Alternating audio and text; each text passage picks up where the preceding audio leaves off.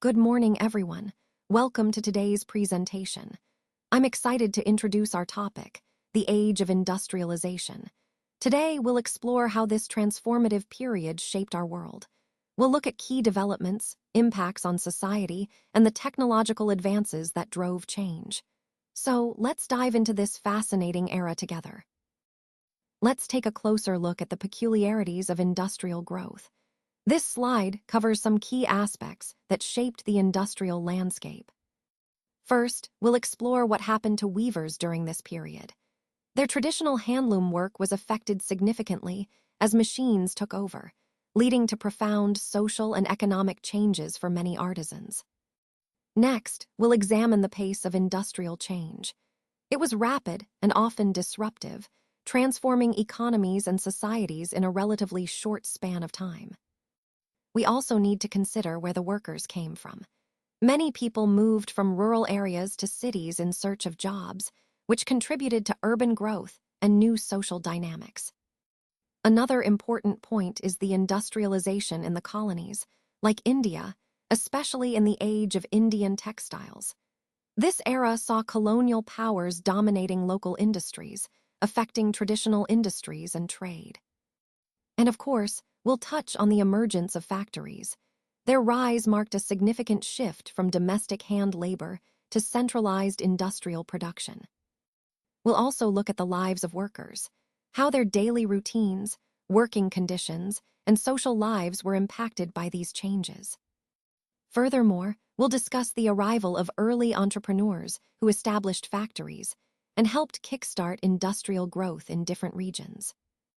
Manchester's coming to India is another fascinating aspect, how industrial ideas and practices spread across continents, influencing local economies and industries. We'll also cover the market for goods, how demand grew, both locally and globally, fueling further industrial expansion. Finally, we'll see what happened before the Industrial Revolution, what the world looked like before these massive changes took hold, setting the stage for what was to come. All these points help us understand the complex, interconnected nature of industrial growth and its broader impact on society and the economy. The modern world is closely linked to rapid technological innovations and constant change. Think about machines and factories transforming industries, railways connecting distant places, and steamships revolutionizing travel and trade. This era is really about celebrating progress and development driven by technology. In this chapter, we'll explore how Britain became the first industrial nation, leading the way in these changes. Then we'll look at India, where industrial transformation happened under colonial rule, which adds an important dimension to understanding this historical shift.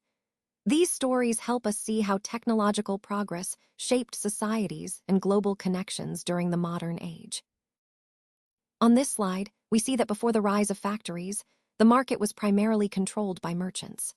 These merchants were based in towns, but most of the work actually took place in the countryside. For example, in England, a merchant clothier would buy wool from a wool stapler and then take it to the spinners.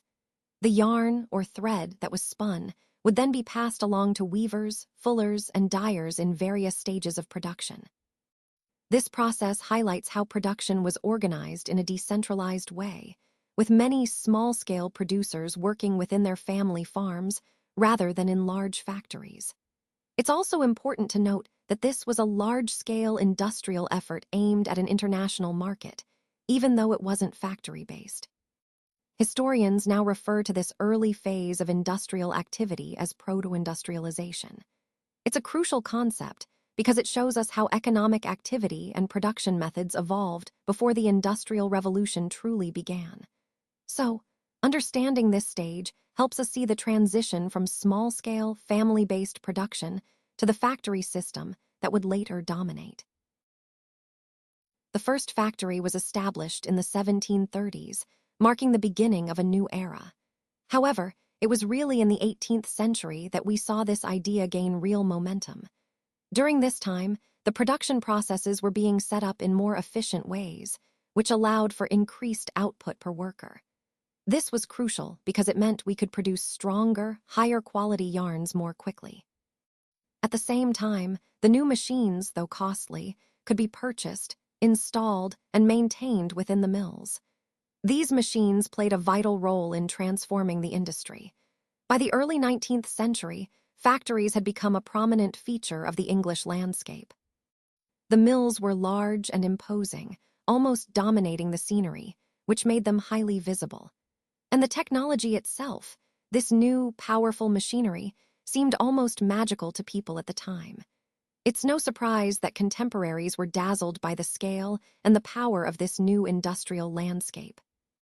All of these developments are interconnected, illustrating how technological innovation and industrial growth reshaped society and the environment, setting the stage for the modern world we know today. So, when we look at the pace of industrial change, it's interesting to note that the new industries, even as they emerged, couldn't easily replace the traditional ones. In fact, by the end of the 19th century, less than 20% of the total workforce was actually employed in these advanced industrial sectors. This shows that the shift wasn't instant or complete. Now, if we focus on the most dynamic industries in Britain during this period, cotton and metals stand out. Cotton, in particular, was the star in the early phase of industrialization, up until the 1840s. It grew rapidly and became the leading sector of that time. But after that, we see a shift, and the iron and steel industries take the lead. This gradual transition highlights how industrial change often happens in stages, with different sectors rising to prominence at different times.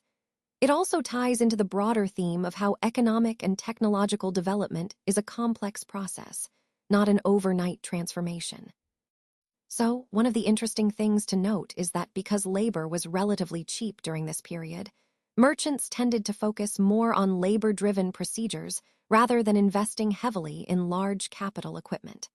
This means that manual work was often the preferred method because it was more cost-effective at the time.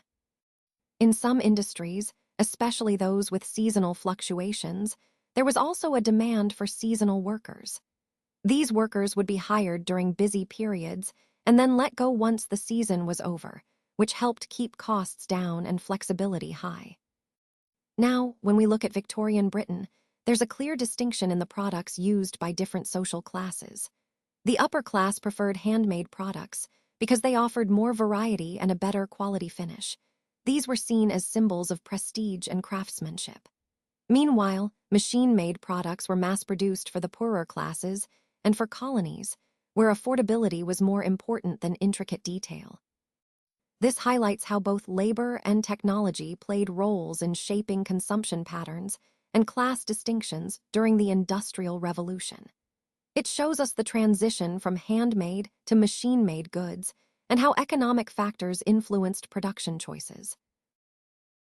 This conflict over the introduction of the jenny continued for a long time, reflecting the resistance to technological change among workers. After the 1840s, however, we see a different picture emerging. Building activity in the cities picked up significantly, creating more opportunities for employment. Roads were widened, new railway stations appeared, railway lines were extended, tunnels were dug, drainage systems and sewers were laid, and rivers were embanked. All these developments led to a boom in the transport industry, and as a result, the number of workers employed in this sector doubled in the 1840s. Then, over the next 30 years, it doubled again, showing remarkable growth. But with this rapid expansion came some serious challenges for the workers. Since access to a large pool of workers was easy and work was often seasonal, many workers faced unemployment and instability. Wages did increase somewhat in the early 19th century, but that wasn't enough to meet the rising demand for labor. It's also important to remember that workers' income depended not just on wages, but also on the number of days they could work, so the length of employment periods was critical. The constant fear of losing their jobs made workers hesitant and hostile towards new technologies, fearing they might lead to job losses.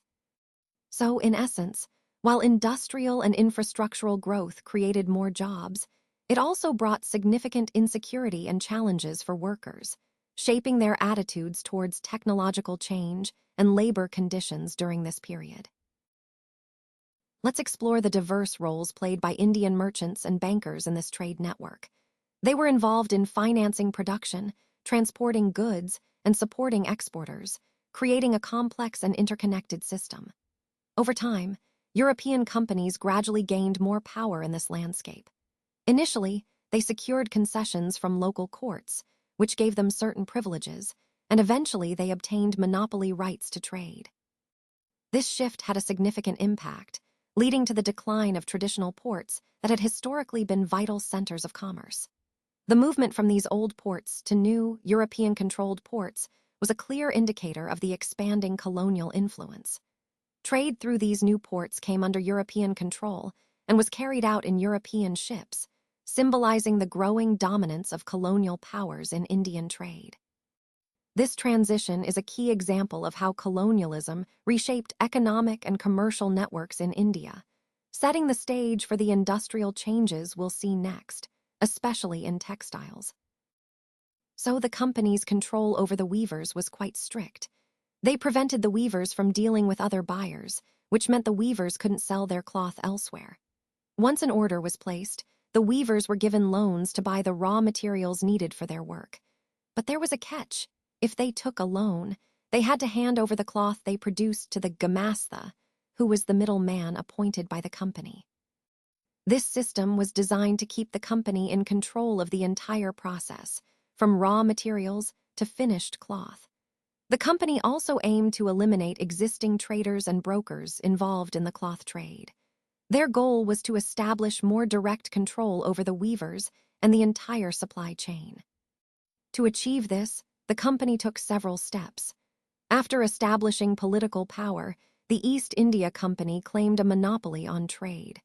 They then developed a management system to eliminate competition, control costs, and ensure a steady supply of cotton and silk goods. This meant the weavers' independence was severely restricted. They weren't just artisans anymore. They were part of a tightly controlled system designed to serve the company's interests.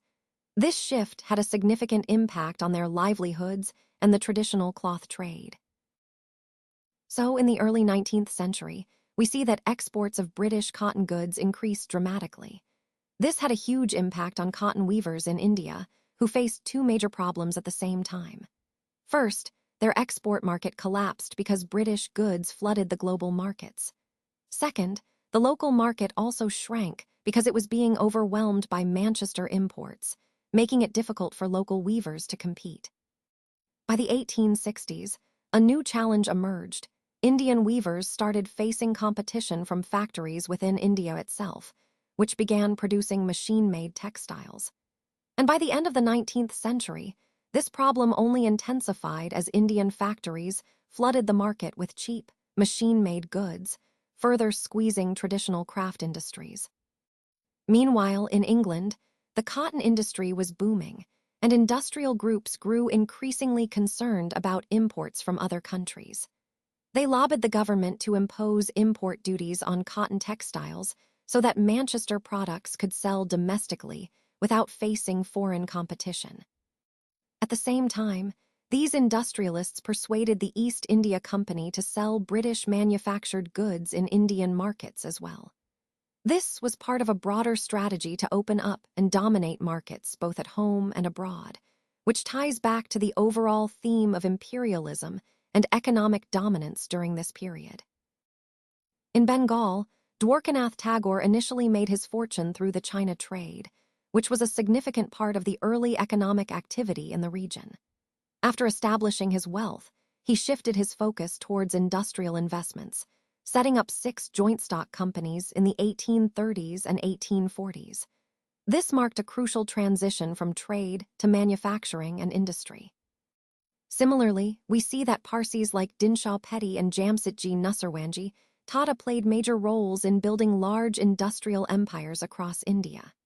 Their initial wealth came partly from exports to China, such as textiles and other goods, and partly from raw cotton shipments to England, which was vital during the British colonial period.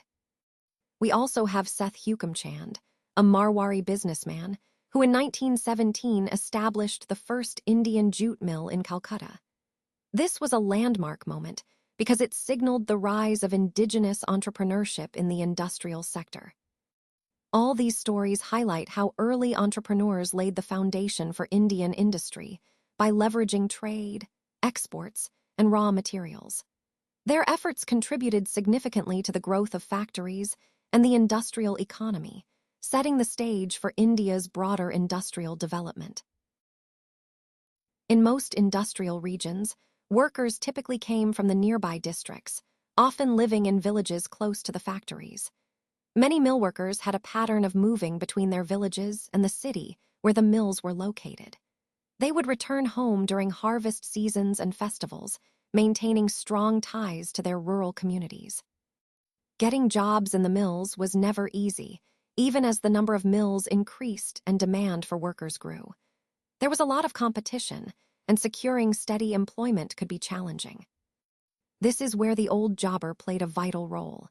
He was a person who worked for the company for many years, and he helped connect workers from his village to the mills. He made sure they got jobs, assisted them in settling into the city, and even provided financial help during tough times. Because of these efforts, the jobber gained a certain level of authority and influence in his community. He became a key figure who helped bridge the rural and urban worlds, ensuring that workers could find their place in the industrial economy. This pattern of movement and the role of the jobber highlight how interconnected rural and industrial life were during this period, and it helps us understand the social dynamics behind industrial labor. Fly shuttle significantly increased productivity per worker, allowing weavers to produce more in less time.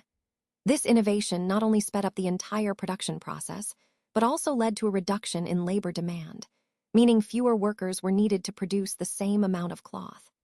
As a result, certain groups of weavers found themselves in a better position to survive the intense competition with the emerging mill industries, which were more mechanized and efficient. In the early stages, traders' focus was quite different. They were more interested in diverse products such as coffee plantations, mining, indigo, and jute. When Indian businessmen began establishing their own industries in the late 1800s, they deliberately avoided directly competing with Manchester's goods in the Indian market. Instead, they looked for niche areas or different markets where they could grow without facing stiff competition from imported textiles. By the early 1900s, a series of changes started shaping the pattern of industrialization in India. One of the key moments was the rise of the Swadeshi movement, which gained momentum as nationalists mobilized people to boycott foreign cloth. This movement was not just about economics. It was a way to promote Indian industries and foster a sense of national pride. So these developments, technological advances, strategic business choices, and nationalist movements, all played a vital role in shaping India's industrial landscape during this period. When Indian manufacturers advertised, the nationalist message was clear and loud. It wasn't just about selling products. It was about promoting a sense of pride and unity among Indians. If you care for the nation, then buy products that Indians produce. Advertisements became a powerful vehicle for this message of Swadeshi, or self-reliance. It was almost as if the association with gods gave divine approval to the goods being sold, making them more appealing and trustworthy.